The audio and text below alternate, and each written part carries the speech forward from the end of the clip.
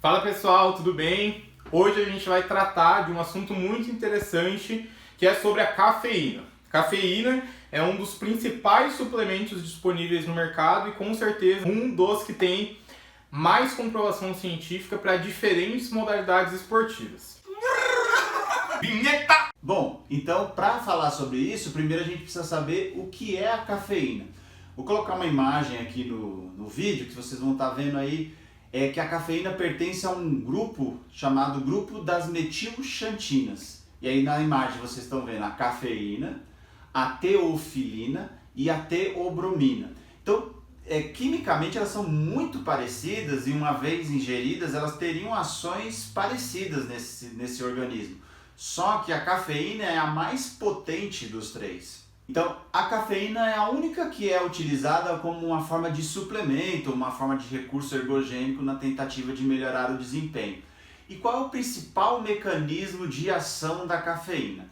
A cafeína, uma vez que você ingere ela vai ser absorvida na sua corrente sanguínea e ela vai agir principalmente no seu cérebro. E como que ela faz isso? No seu cérebro existem alguns receptores chamados receptores de adenosina. E como o nome diz, são receptores do neurotransmissor adenosina.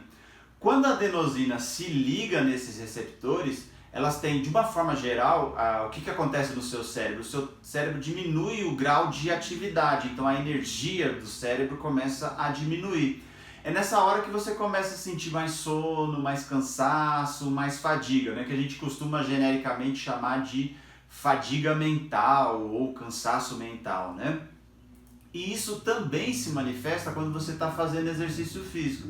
Se você ficar muito tempo fazendo exercício físico ou fazendo uma determinada atividade física, gradativamente o seu cérebro começa a fadigar e parte dessa fadiga se deve à adenosina se ligando a esses receptores e diminuindo a ativação cerebral. E aí que entra a cafeína. A cafeína ela é um chamado antagonista dos receptores de adenosina no cérebro, né, no sistema nervoso como um todo. Quando a cafeína se liga a esses receptores, por ela ser antagonista, o nome significa isso, antagonismo significa que vai ter uma ação oposta ao neurotransmissor principal. Então, enquanto a adenosina se liga aos receptores e causa essa baixa ativação cerebral, a cafeína, ao se ligar aos receptores de adenosina, vai ter um efeito oposto. Vai impedir com que a adenosina faça esse trabalho de diminuir a ativação cerebral. E qual é a consequência disso? O seu cérebro fica mais ativo, mais desperto por mais tempo.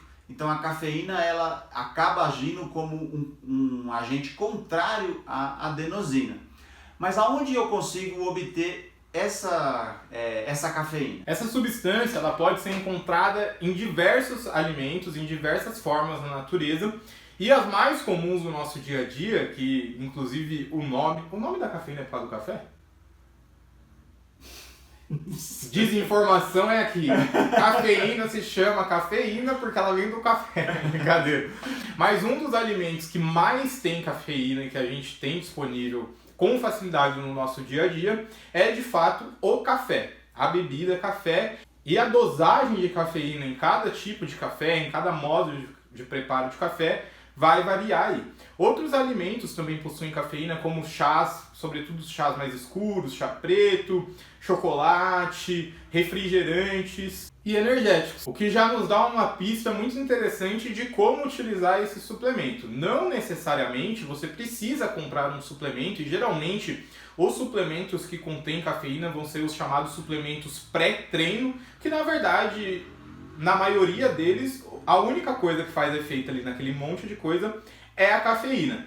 Entretanto, você não precisa utilizar esse tipo de suplemento para ter acesso a essa substância e você consegue utilizá-la a partir desses alimentos. Bom, então sabendo as fontes onde eu obtenho cafeína, é importante dizer que o que eu vou explicar agora para frente se trata apenas do suplemento isolado. Por quê? Porque o que eu vou explicar vai variar se está vindo do café, do chá, do energético, então cada um tem uma farmacocinética diferente, mas eu vou focar só no suplemento isolado. Então imagine o seguinte, você vai lá, compra uma cápsula de cafeína numa loja de suplemento e você ingere essa cápsula. Você acha que essa cafeína vai aparecer no seu cérebro assim instantaneamente? Provavelmente não. E isso vai saber quanto tempo leva para isso acontecer, vai ditar quanto tempo você precisa, antes do exercício ou da tarefa que você vai fazer, você precisa ingerir essa cafeína. Então vamos pensar o seguinte, fui lá, ingeri a cápsula de cafeína, ela vai precisar chegar até o meu estômago, essa cápsula vai ser liberada e no meu intestino que a cafeína vai ser absorvida. Uma vez absorvida, ela vai chegar na corrente sanguínea e na corrente sanguínea ela vai ter acesso ao nosso cérebro. Então, farmacocinética é uma área da farmacologia que estuda quanto tempo essas coisas demoram para acontecer. Então, se você ingerir a cafeína isolada, esse tempo para atingir o máximo de cafeína na sua corrente sanguínea vai girar em torno de 30 a 60 minutos. Então, não é de imediato eu ingiro a cápsula e tenho que esperar de 30 a 60 minutos, preferencialmente 60 minutos, para que o meu sangue aumente bastante a quantidade de cafeína, ou seja, a quantidade de cafeína no meu sangue aumente consideravelmente, e isso tenha efeito nos receptores de adenosina no cérebro. O que nos diz o seguinte, né, Caê? Se eu ingerir a cápsula, eu já tenho que começar o exercício?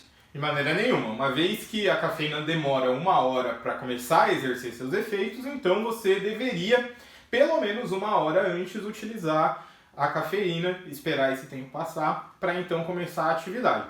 E essa duração ápice, né, da cafeína vai durar aí entre 1 hora pós-uso até 6 horas pós-uso. Então, também é uma suplementação que, caso você esteja fazendo uma atividade de longa duração, você não necessariamente precisa repor ela, como, por exemplo, a suplementação de carboidrato. Então, se você vai fazer uma prova, por exemplo, ou um treino de 2, 3 horas, a cafeína ainda vai estar muito próximo do seu ápice durante esse período. E aí a meia-vida da cafeína, né, que é o quanto tempo ela demora para ficar na metade, são exatamente 6 horas. Então, uma coisa que também deve ser considerada quando fazer o uso da cafeína é o horário que você está utilizando, isso porque essa agitação que ela causa no sistema nervoso pode inclusive trazer alguns malefícios, como por exemplo prejudicar o seu sono. E se o seu objetivo é rendimento e está utilizando uma substância para potencializar isso, você também não pode colher malefícios disso, prejudicando o seu sono, que é um dos pilares também para melhorar. Bom, então acho que ficou claro, qualquer pré-treino que tenha cafeína deve ser ingerido pelo menos 1 hora antes do treinamento e do exercício ali, e a duração disso pode ser de 3 a 6 horas, né, para depois começar a reduzir gradativamente os seus efeitos.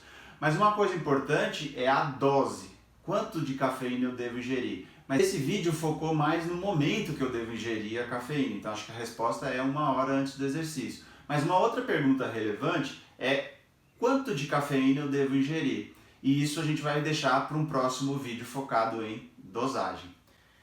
Se inscreve no canal, deixa seu like e comenta quais são as suas experiências com pré-treino, se você já caiu no conto do vigário dos pré-treinos coloridos, que na verdade só tinham cafeína ali que funcionava. Nos siga também no Instagram, Lima Silva quase oficial e Caepires _ para vocês terem conteúdos diários sobre treinamento, corrida de rua e por aí vai. Um abraço!